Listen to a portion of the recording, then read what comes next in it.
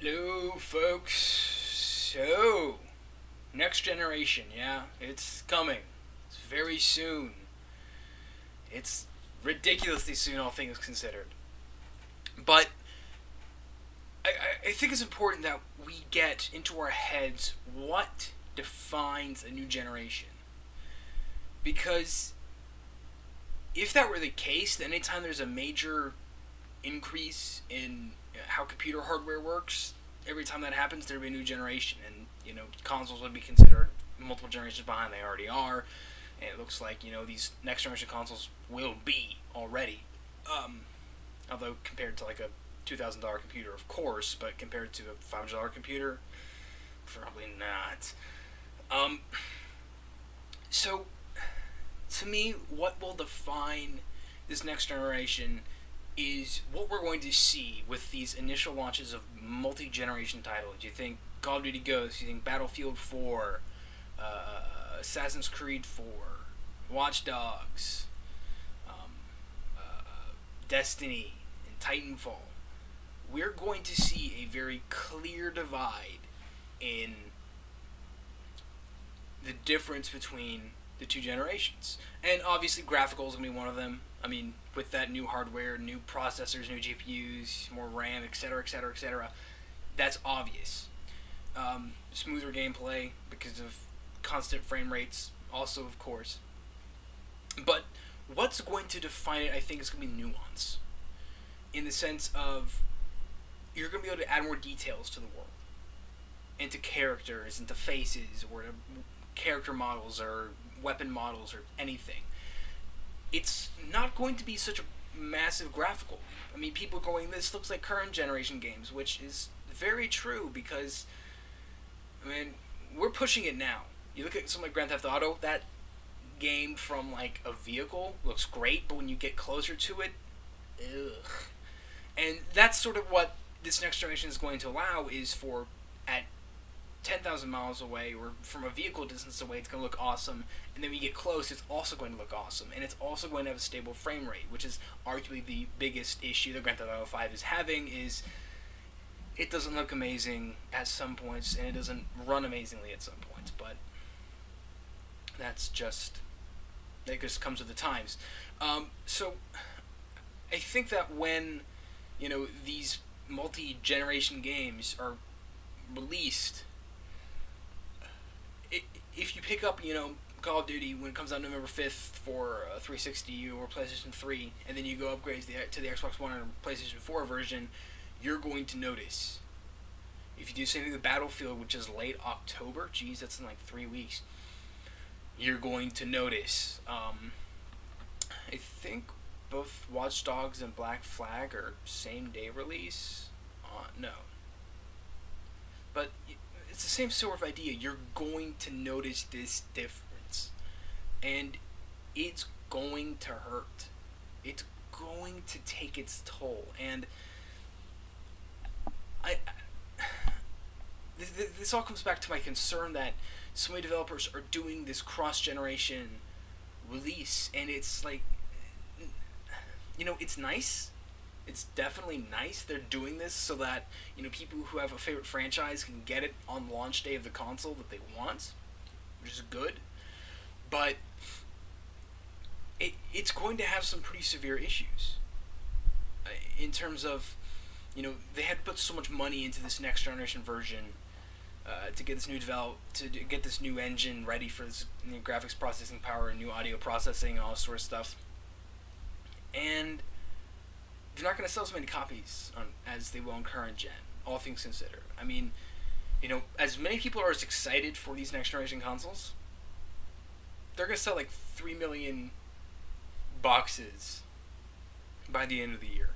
Or at least, in that very beginning launch state.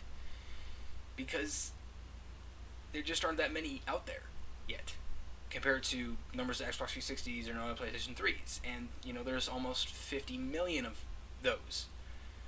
So, it's going to hurt some people. It's going to seem so radically different for so many reasons. And I think that's where we'll see the biggest jump in what will help define at least next gen in this a current state. But as we reach, the limit of graphics in terms of like resolution, because once you start getting past 1080p, it sort of falls off in terms of how effective it really is at conveying a better looking world. As much as people would like to say that you need to have these higher and higher resolutions, it really does start to fall off. Believe it or not. I mean, until we can genuinely guarantee a huge leap, like to 4K,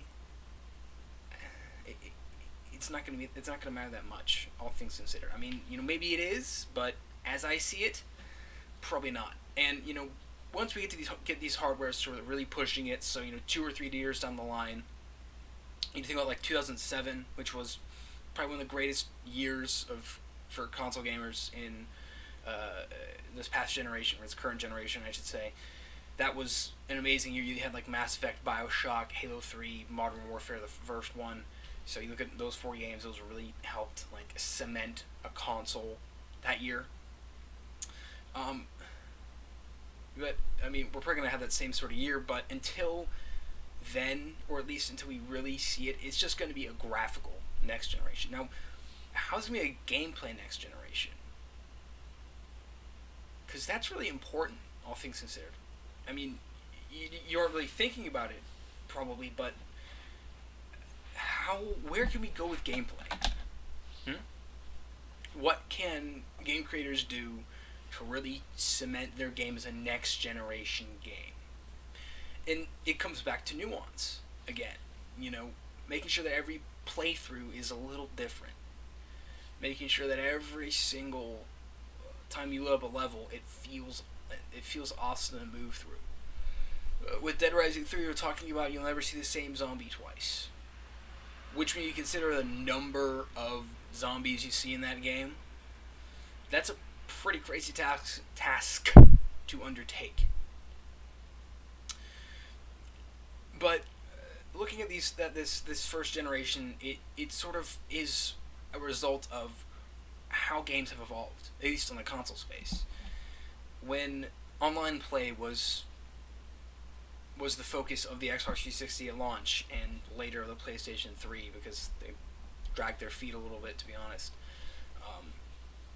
It was clear that was what, in part, defined last generation for the first part, till 2009, 2010, which was online play. And then after that, it was sort of, because of Minecraft, it was the indie game revolution we've seen in just 3 years almost completely change how people look at gaming, which is interesting. I look at my desktop right now, and I have like 5 shortcuts to indie games, which is nuts, all things considered. And it's interesting to note that in every console generation, we see these evolutions. When a generation, think of it as like Pokemon, alright? First gen was those Pokemon, and then they evolved in that generation. You go and you keep going on, and then last generation we have the seventh generation Pokemon, seventh generation starters, if you will, and you pick your starter, and then they all evolved differently, but they all evolved, and they all hit like certain points, where online play became a thing, and independent support became its own thing. And you look at where we're starting out now, at this next generation, online play is already in there, and independent support's already in there. What's coming next? That, I think, will define the next generation.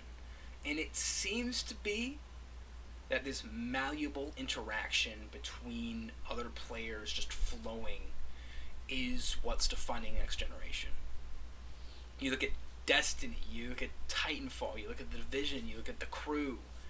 I've said a lot of Ubisoft games recently. Those seem to be setting the bar for where, personally, I think next generation is going to at least get its start at feeling like next gen. I made an episode, I think 2 years ago now. No, it was probably a year ago. Where I talked about how I think that gaming moving forward is going to really focus on cooperative online experiences. And now I feel like I'm pretty right, all things considered, and I like it. I feel special. But hopefully my musings have given you a resolve to look at how you're approaching this console generation and go, I like those ideas. And if you think I'm wrong, hey, you're right, man. But that's all my time for today. Thank you very much for watching, and I shall see all of you later.